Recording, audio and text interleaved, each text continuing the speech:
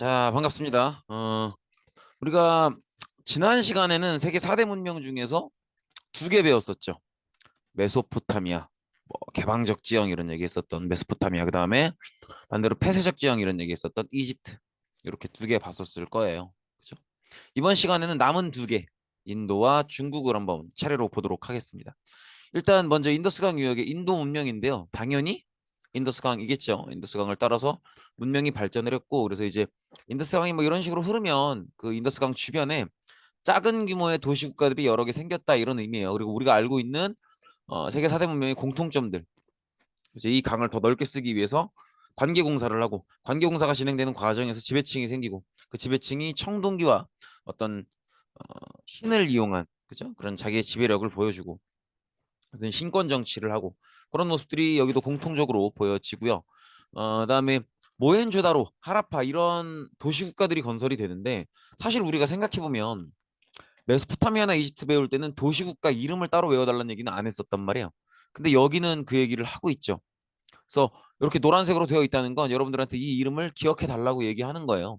그래서 모헨조다로 하라파 위치를 보면 이렇게 인더스강 주변에 위치해 있는데, 다른 문명 뭐 메소포타미아나 이집트나 이런 문명은 도시를 그 이름을 기억해 달라 이런 얘기를 안 했으면서 왜 인더스강 유역의 이 도시 국가들은 이름까지 기억해 달라고 하냐면, 다른 문명에서의 도시 국가들한테는 안 보이는 모습이 여기서는 보여서 그래요.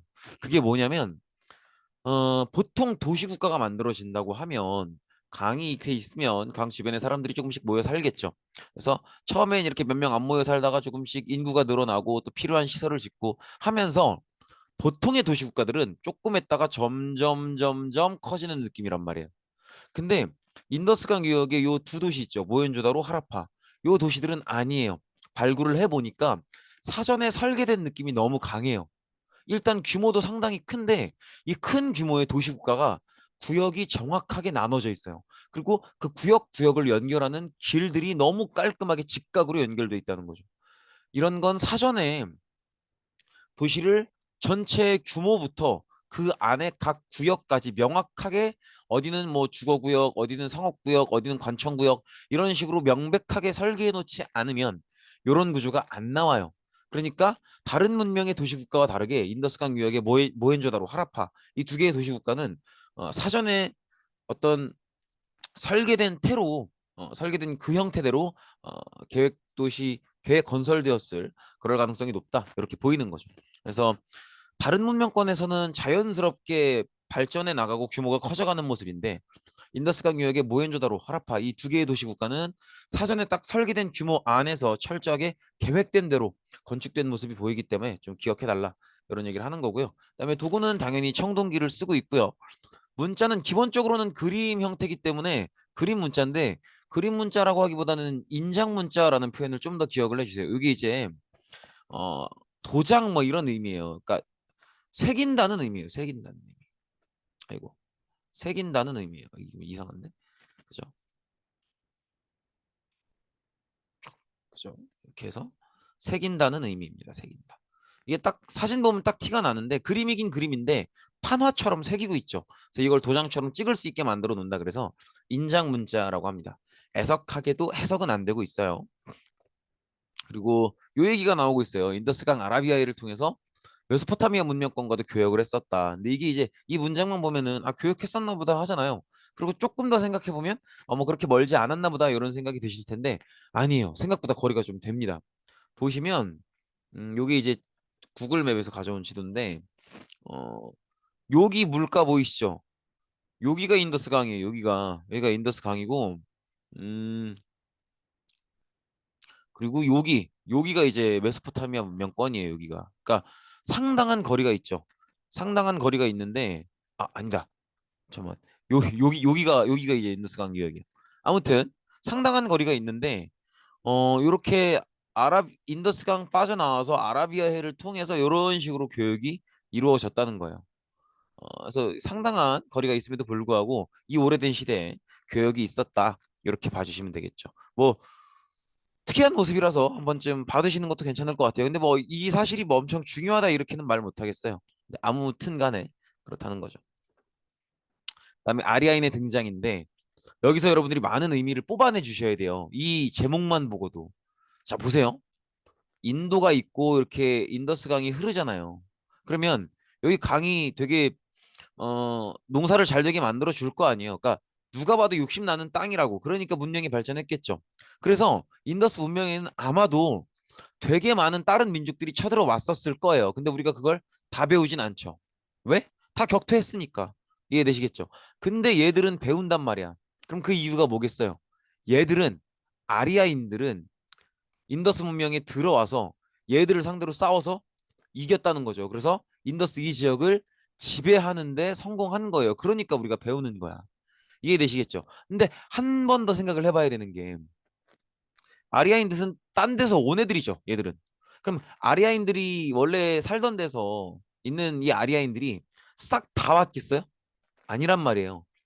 아리아인들 원래 살고 있는 지역에서 원하는 사람들만 인도 쪽으로 왔을 거예요. 즉 무슨 얘기냐면 인도 쪽으로 내려온 아리아인의 인구보다 인도의 인구가 훨씬 많다는 거지.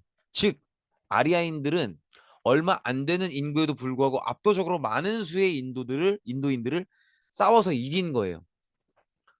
인구 숫자는 인도인들이 훨씬 많은데 찾아온 아리아인들보다 등장한 아리아인들보다 근데 더 적은 규모, 더 적은 인구의 아리아인들이 더 많은 규모, 많은 인구의 인도인들을 싸워서 이긴 거죠. 이게 어떻게 가능하냐는 거예요. 더 많은 군대의 수, 더 많은 인구 수를 이기려면 아이템이 좋아야겠죠.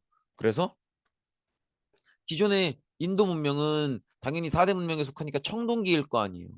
근데 이 청동기 문명의 많은 인구의 인도인들을 이겼던 아리아인들은 적은 인구로 이긴 거니까 어, 도구가 좋았다는 아이템이 좋았다는 얘기겠죠. 즉 청동기 그 다음 레벨, 넥스트 레벨의 무기를 쓰는 거예요. 그게 철기인 거지. 이해되시겠죠? 그래서 아리아인들은 철기를 썼기 때문에 적은 인구에도 불구하고 인도를 침략해서 점령해내는데 성공한 거죠. 그래서 이 친구들은 인더스강 유역을 다 차지하고 멀리 나아가서 겐지스강 유역까지도 차지하는 그런 모습을 보입니다. 여기가 겐지스 강이에요. 그래서 이 부분 들어와서 다 먹고 그 다음에 더 확장해서 여기까지 간 거죠. 이해되시겠죠? 네, 이렇게 봐주시면 되겠고 그다음에 철기를 이용한 여러 가지 모습들을 보였다라는 거 기억해 주시면 될 것 같아요. 근데 얘들한테 스트레스 요인이 있어요. 뭐냐면 아리아인들이 느끼는 최대 스트레스는 점령은 했지만 여전히 인구는 인도인이 많단 말이에요. 그러니까 지배를 해야겠는데 자기들의 인구보다 지배를 받아야 되는 인도인들의 인구가 훨씬 많죠.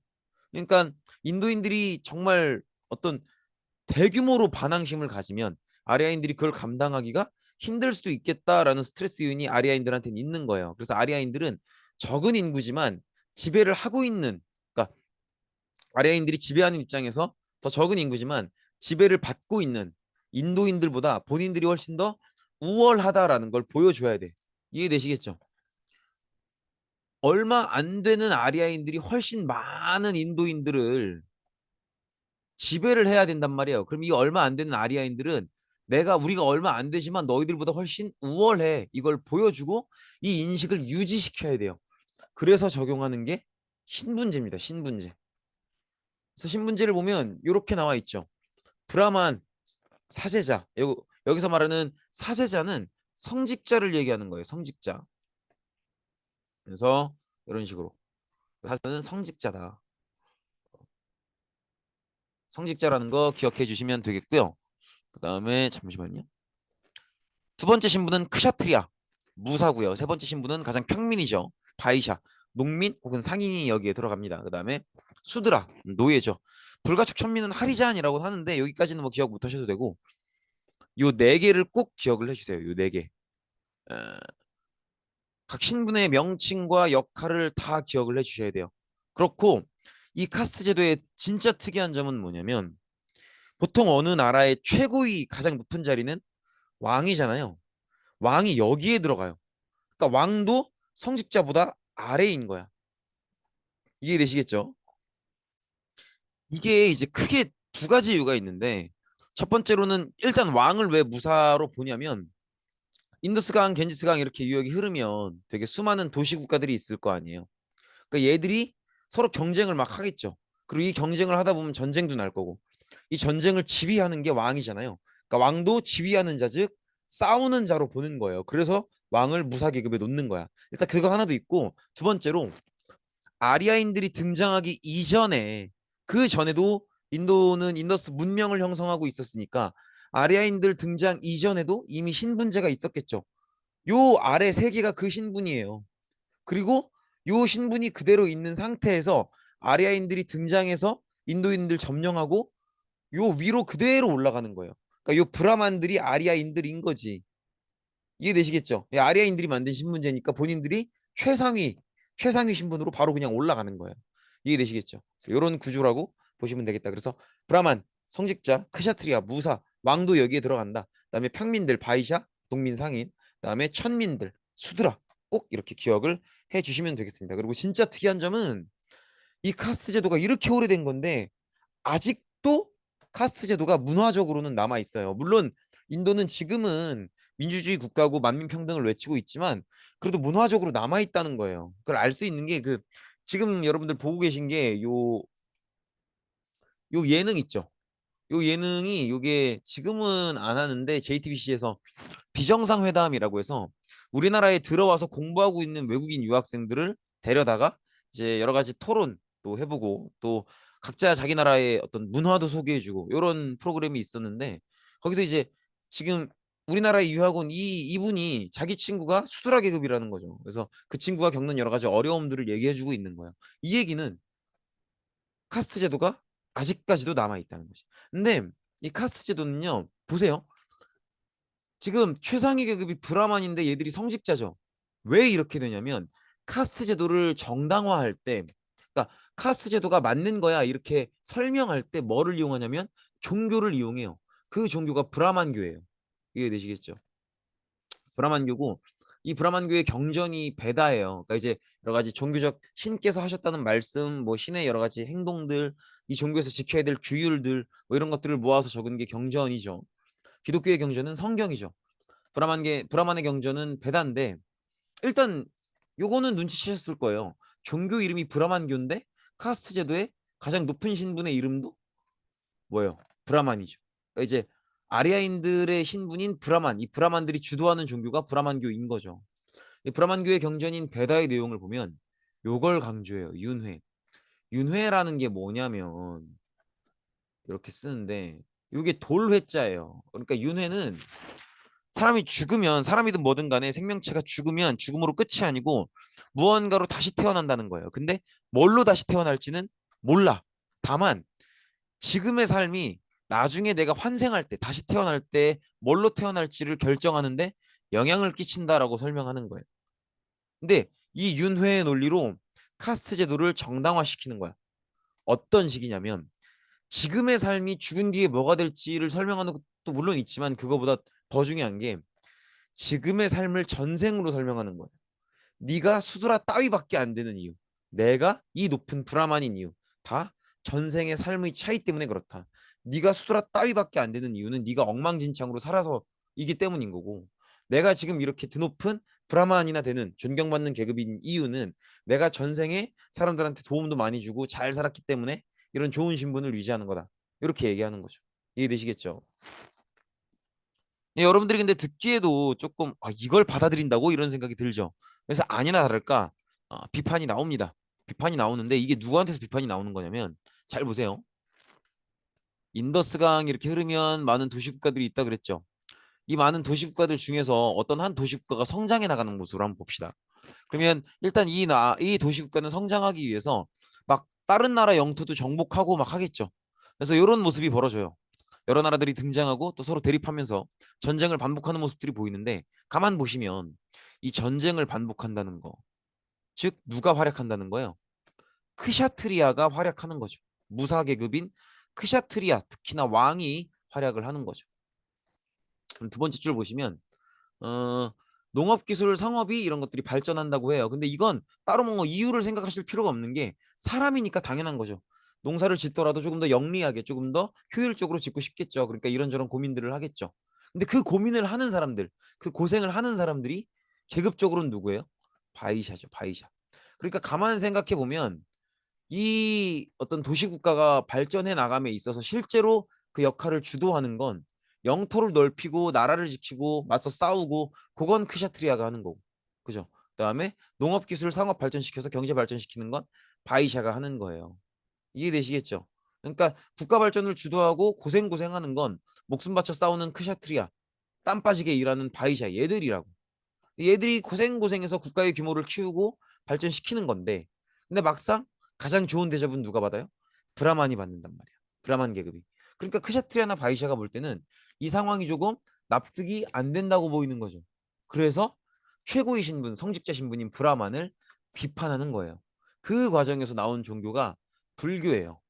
불교인데, 그렇게 생각해 보면 불교를 창시한 사람이, 만든 사람이 누군지 아는 친구도 있고 모르는 친구도 있을 텐데, 우리가 만약에 모른다고 가정해도 이 불교를 창시한 사람의 신분은 추측해 볼 수 있어요.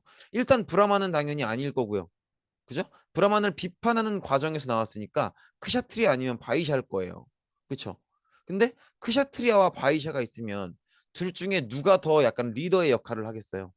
크샤트리아가 더 리더의 역할을 하겠죠. 그러니까 얘가 불교를 만든 창시자의 신분이 여기 크샤트리아에서 나오는 거예요.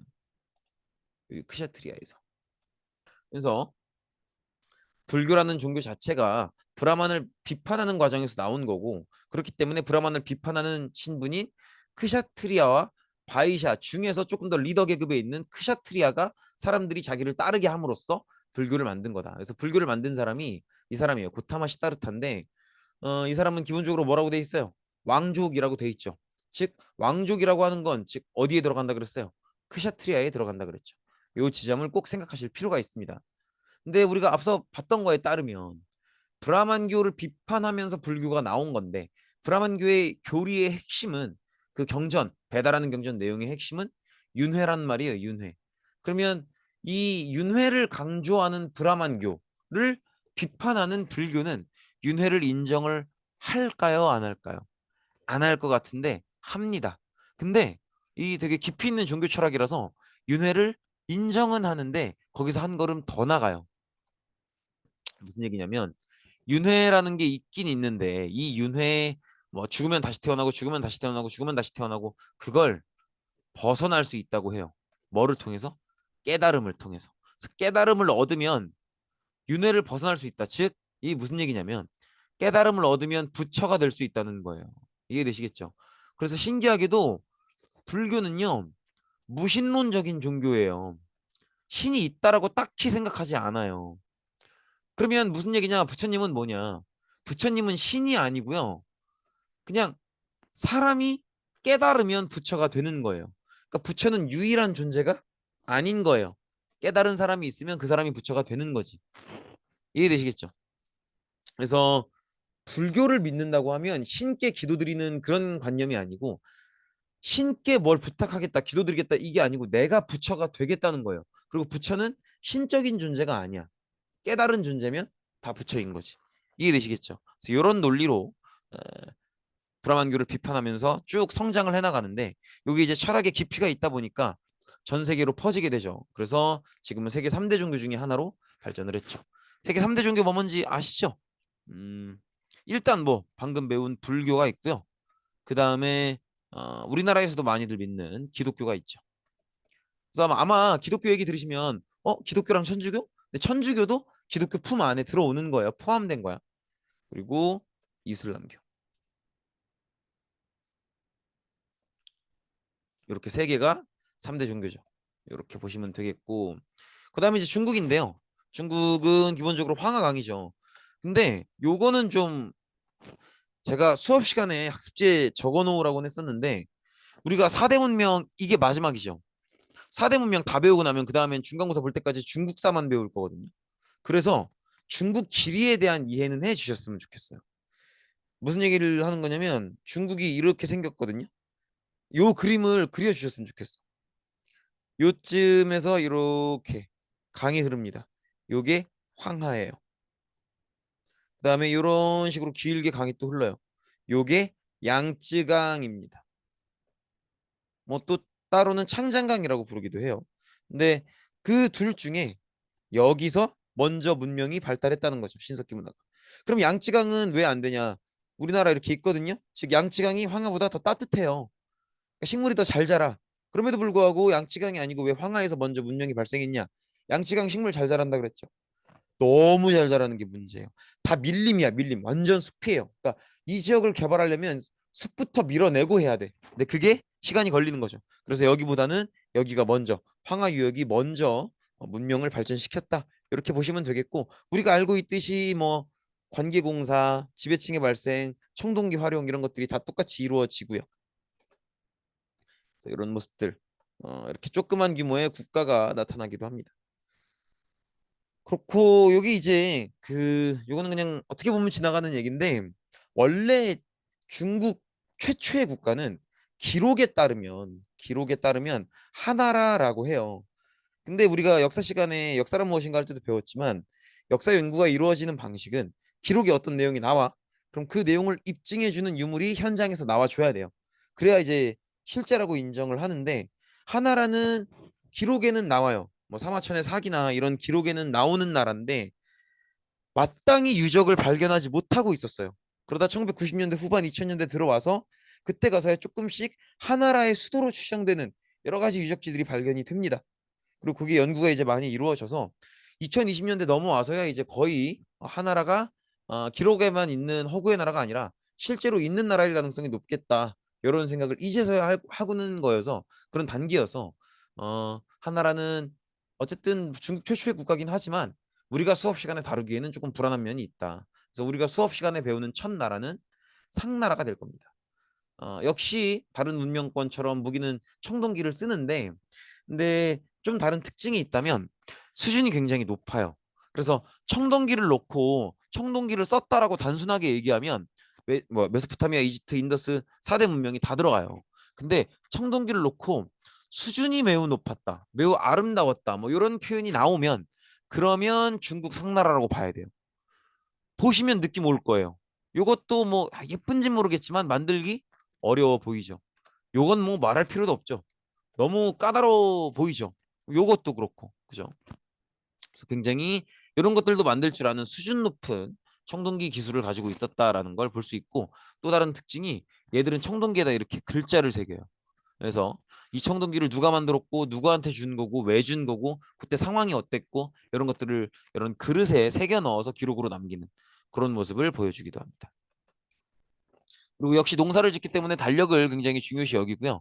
그다음에 정치 형태는 신정 정치인데 요거를 좀 기억해 주셔야 되는 게, 이 신정 정치가 갑골문이랑 연결돼 있어요. 갑골문이라는 게 뭐냐면 이제 한자의 기원이죠. 근데 어 이게 뼈골자예요. 이게 뼈골자인데 뼈를 이용해서 글을 쓴다고 해서 갑골문이에요. 갑골문인데 보통은 이제 면적이 넓으면 좋겠죠. 그래서 보통은 뼈도 뼈보다는 거북이 등딱지를 많이 사용을 합니다. 그래서 이런 식으로 쓰는 거예요. 근데 이게 여기다가는 뭘 했다라는 의미의 기록이 아니고요. 할 겁니다 이런 의미예요. 그래서 이걸 어떻게 신정정치에 이용하냐면, 저희가 저희 나라가 저희 나라? 우리나라가 모르겠네. 이런 결정을 해볼까 합니다. 이렇게 신께 여쭤보는 거야. 그리고 이 거북이 등딱지를 다 썼으면 불에 구워요.